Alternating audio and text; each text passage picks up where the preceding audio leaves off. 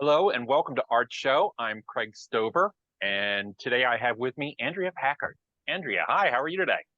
I'm great, thanks. Thanks for having me, Craig. Thrilled to have you on the show. I can't wait to share some work of yours. The people who are unfamiliar about your work can get a good idea. So I went on your site and I chose a couple of images, things that I really thought were standout pieces. Tell me, what am I looking at here? What is this piece? You're looking at a large-scale collage made of drawing materials, fragments of prints and photographs, and scraps of fabric, among other elements, created during the pandemic, when I was wandering through the woods and distilling images from the news and from my own life experience, and trying to adjust to that new reality we were all confronting back in 2020. So this is a collage. Is this on wood? It's originally it's on paper mounted onto wood Okay. panel. Some of my works were made just paper based. This, in fact, was a study for a print that I did with the Brandywine Print Workshop that summer. I started it that summer and worked on it for 6 months. So it was one of a series of images I created as I was developing the themes and compositional ideas for that print. Is this an actual, like, do you use photographic reference or is this more memory kind of a thing? Yeah, so I work at Swarthmore College where I curate exhibits for the List Gallery and other duties. And I live in Wallingford on the other side of the Crum Woods. So a lot of my work is inspired by that acreage. It's sort of an island of greenery in an otherwise, very asphalt covered environment. And even though it's preserved greatly through the efforts of the Scott Arboretum and others and the college, it's really impacted by development, by the intrusion of the highway, by the SEPTA bridge, which had to be torn down and rebuilt in 2016, I think. And so I walk those woods and feel their beauty and fragility. And for a long time, I've been responding to them. And that became even more special and poignant to me during the pandemic when we were all, forced to leave our offices or other work environments and try to cope with a new reality. And that coincided with this unexpected offer from the Brandywine Print Workshop to create a print. And what we're looking at now is actually a watercolor I did of a different woodland, but also inspired by trees and kind of a fractured yet vibrant environment. Well, I chose this one because I had the privilege of going to your studio and I saw lots of the larger collages, painting collage, mixed media pieces, but I was intrigued by this work on paper. Yeah. You didn't have too many of those. So this is the same sort of woods. Yeah, it's a different kind of ecosystem, actually. It's was created in Chincoteague, Virginia, where a friend of mine had a house. I've been going down there most summers and studying the ecosystem there, which is wetlands. It's a managed national park. And so like many areas in the world now, nature isn't this, sort of inchoate, vibrant, expansive, ever resilient ecosystem. It's something that people interact with constantly, and it's formed by that by the Anthropocene that we're in now, where our activities are impacting the environment. But I don't address that literally in works like this. I'm much more interested in the perception of nature and my use of mixed media. In this case, there's fragments of woodcuts that I made alongside watercolor and drawn gestures. It's about trying to make sense of this beautiful yet fragile and ever-changing environment, and the sense of light that permeates everything. It's a sense of Go ahead. hope. Okay. So I chose this because it was one of the few where I thought it was interesting that you're using white, the white of the paper as shape in it. So that it caught my eye. It had like an extra little bit of a texture to it. Yeah. this one, I saw this in your studio, and I thought this was just a standout piece. So Well, thank you. can you describe? So there's wood in there, but Yeah. you're using wood as tree, even though it is tree, but it is wood. Right. In contrast to the other piece is only about 9 by 12 inches, and it's a study. This is something I labored over for many, many months. And it's on wood panels. I've been interested in woodcut since I was a child, but as a student at the Pennsylvania Academy, I took printmaking with Dan Miller and really got engaged with wood surfaces, both as a surface to carve into and make prints from, but also as sculptural forms in themselves. And then over time, I began as a quilter.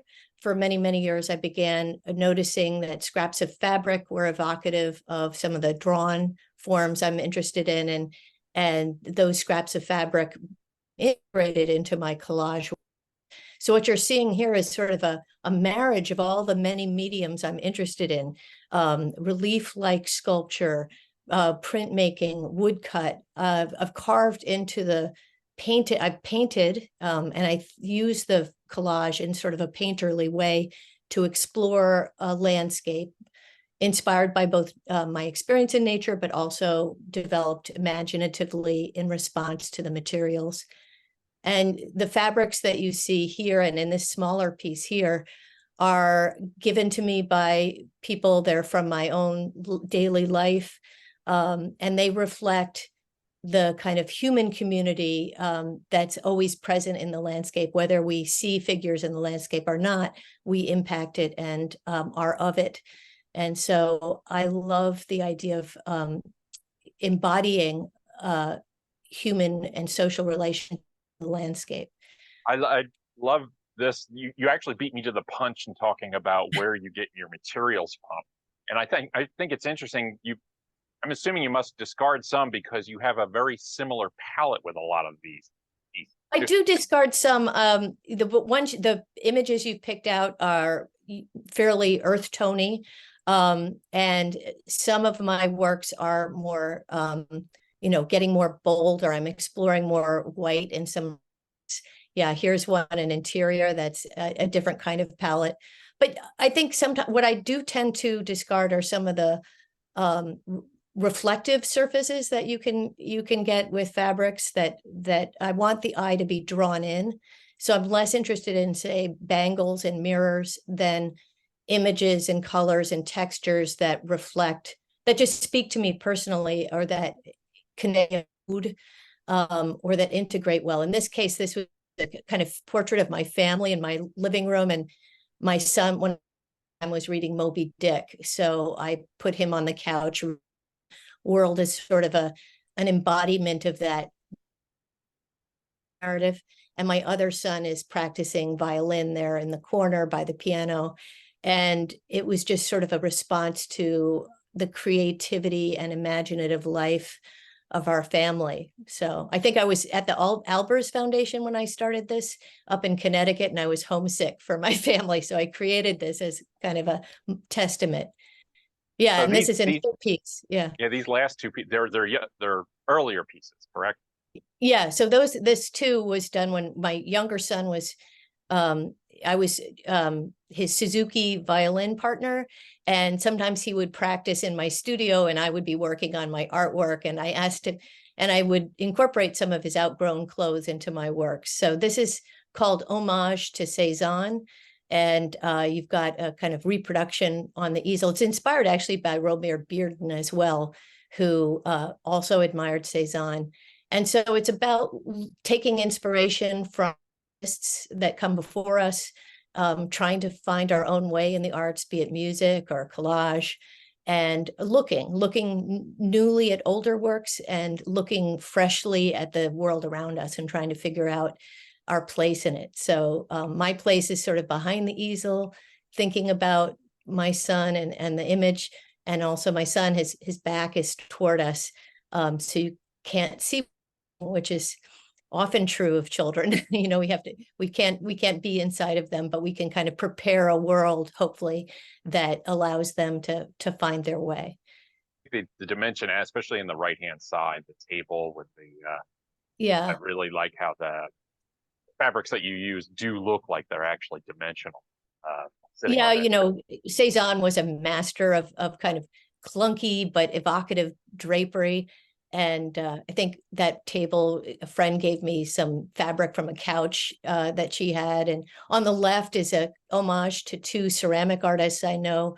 Doug Heron, who created this blue vessel, the large one, is a colleague of mine. And I bought that from a show of his.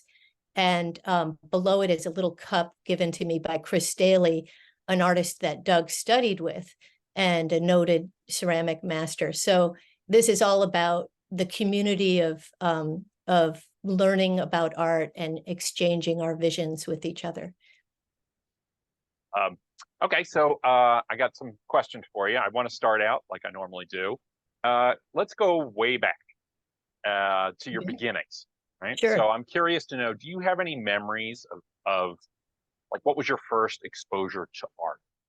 Do you have anything that sort of, well, go ahead. Yeah, I remember painting in kindergarten, you know, finger painting. And as a 6-year-old painting at an easel at school, and it was an abstract piece. And I remember the drip suddenly coming down from the top of the piece, seemingly ruining my work. And what I did was I followed the drip with my brush and circled it around to make a new form. And I remember, even though I was so young, just this elation that this disaster could be redirected into something new and miraculous. So 6-year-old happy accident.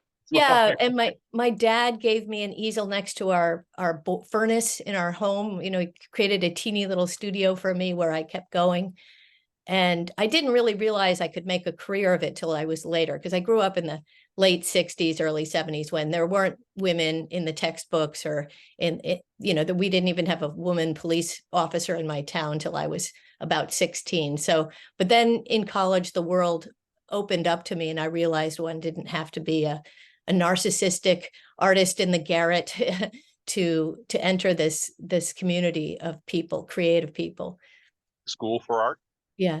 So I went to Swarthmore College undergrad to study English and art history before I finally met some women artists and others who I felt like I could emulate, as opposed to some of the myths that I had grown up with. And the other thing that it really influenced me from childhood is my mother was a Montessori teacher, and who was really empowering and encouraging creativity. And my dad became a children's book author and invented the Choose Your Own Adventure series.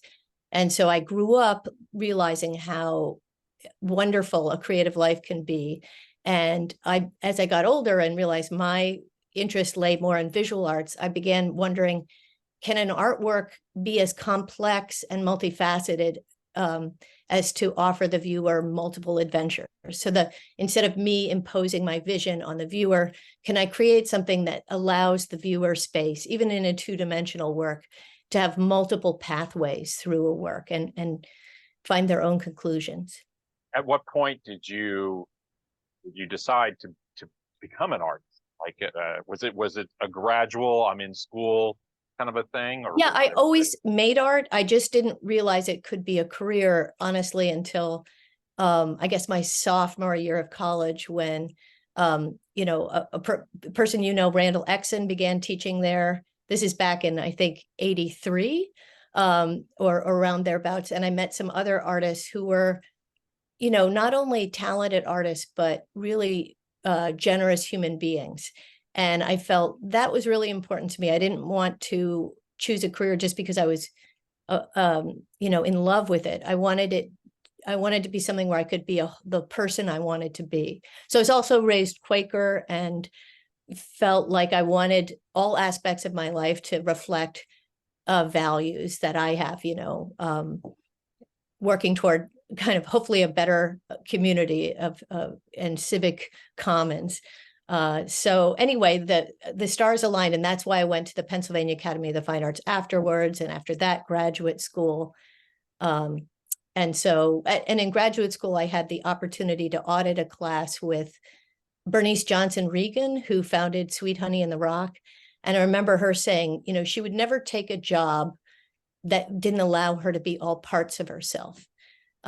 So that made an impact on me as I studied with great artists like Stanley Lewis or Rackstraw Downs, people like that in grad school. I also wanted to see how I could weave all the different parts of my life together. So collage is kind of an interesting metaphor for taking pieces that seem like they don't belong and putting, you know, how can one be an artist and also, you know, be a parent? It can also be a member of you know, spiritual community, can also, you know, work for social justice or teach with heart. So those are questions I've always been asking, and happily I feel like it's not only possible, but also these things really reinforce each other so nicely. Curious about how your creative process. So you're in the studio and you're getting ready to make a new work, and I'm curious, do you walk into the studio with some very specific ideas about what you're about to do, or do you engage play and experimentation? Do you have one way or the other, or the combination? How does that work for you? Yeah. Well, so it happens every which way. So I don't have a static process. That would be really boring to me. But I respect those who have a really, you know, rigid discipline. For me, it's a combination of intuition and impulse and discipline. So I might begin with like a little sketch, like you know, maybe just something on a piece of paper, a gesture. But I never develop a drawing or a sketch and then replicate it on a large scale or try to illustrate it in another medium. It always has to change and evolve. Sketch is more like an idea that you then... Yeah, the sketch is just like, I've been fascinated with the idea of maybe ladder forms, tree-like ladder forms and boat forms. So another thing I do is what Chris Daly and others have always recommended. Notice what you notice, you know, pay attention to what, and Sid Carpenter has also repeated this, this nugget that seems so simple, but, you know, it's about paying attention to the world, paying attention to your own inclinations, what's important to you, and then refining that. So I do that with drawing. I might take a small little scrap of a drawing and then create it large on a piece of wood panel. That may or may not work. As I do that, I have to confront the medium I'm working on. If it's a wood panel, there might be knots in the wood, and those speak to me. And so it's a call and a response between my initial impulse and what speaks back to me. So when I had that Brandywine residency, which was so fascinating, and during COVID, we were all in our heads, I made maybe 10 or 15 different compositions exploring ideas for a potential print. And each one of those went in directions I would not have expected at first, or I might feel close to finishing and then cut it in half and recombine it. So the question is not really how to start, it's how to stop, how to bring it together, how to kind of find clarity at the end. And that I'm always looking for help for. Think about de Kooning's quote about his paintings he just abandons them. Like he doesn't finish them. They're just, oh, I'm done. He just walks away. I'm curious about your work from when you started to now. How do you feel your work has changed over the years? Or has it not? Yeah, how has it changed? I mean, it's funny, I want to say how it's been the same.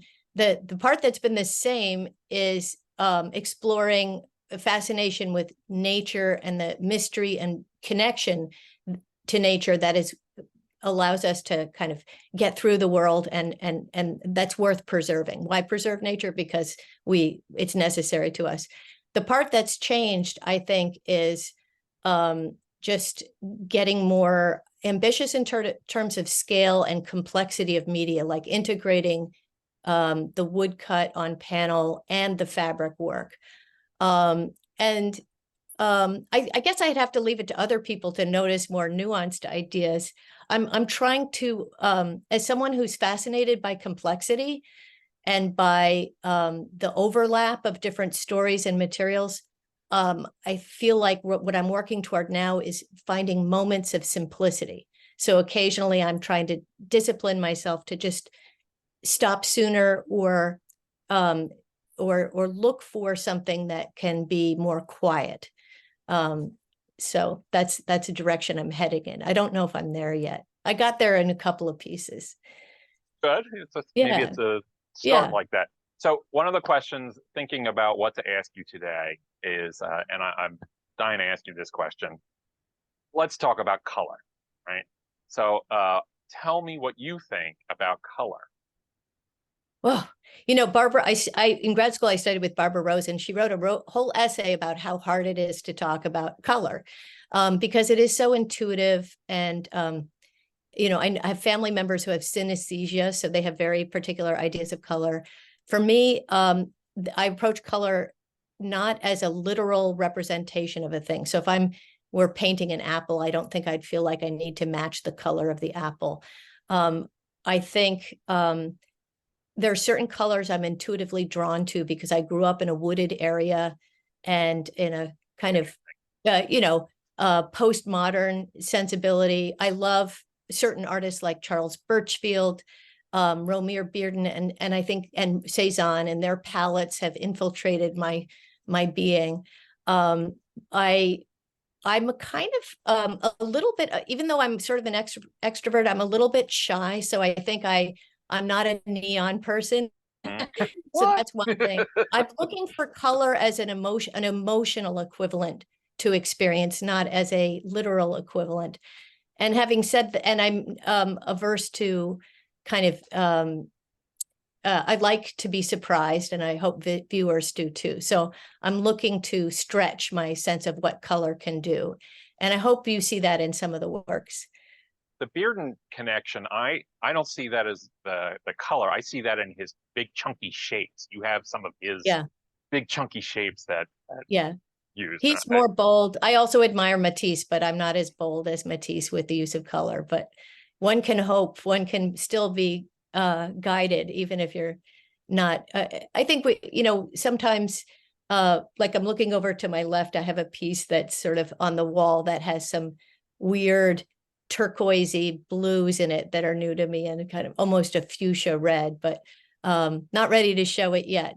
Yeah, okay. I don't want to rush you on the color there. Things out. I think they keep going and going. And do you when you're thinking about the complexity of the work and colors, curious to know, is the viewer ever in your mind as you're making your work? Like, do you ever try to say, like, I'm trying to say something to the viewer or manipulate the viewer, or do you consider this more of, within, like, you're the viewer as you're making it? Like, are you the only one?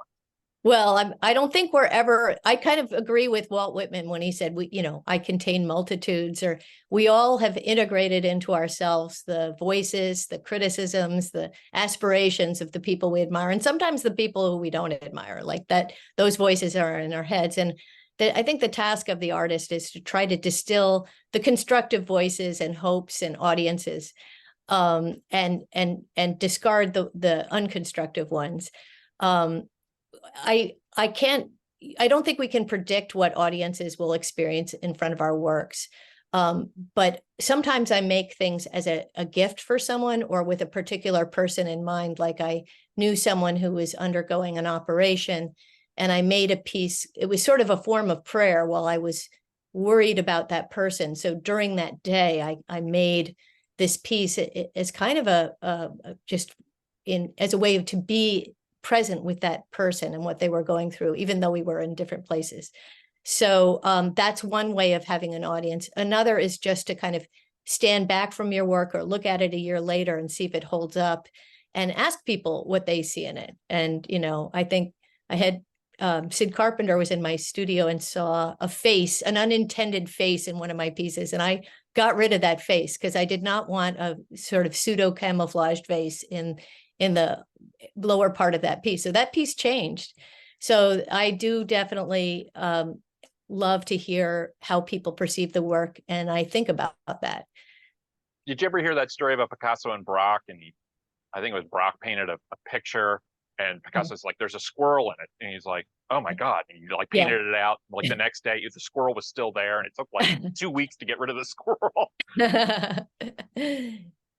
With your work being that, when I first came across it, it was the large collages of the parks that you're in.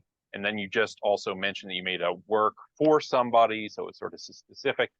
Do you ever consider your works autobiographical at all, or Oh, are they yeah. kind of like separate?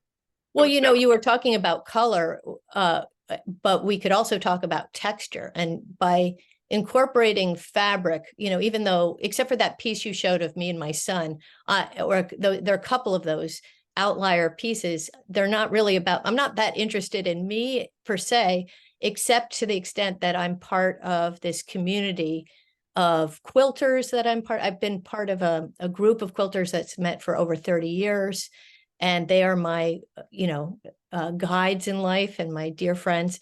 And through them and others, I've collected fabrics. So those, in that sense, the fabric in my work reflects who I am and who I interact with and things that I care about.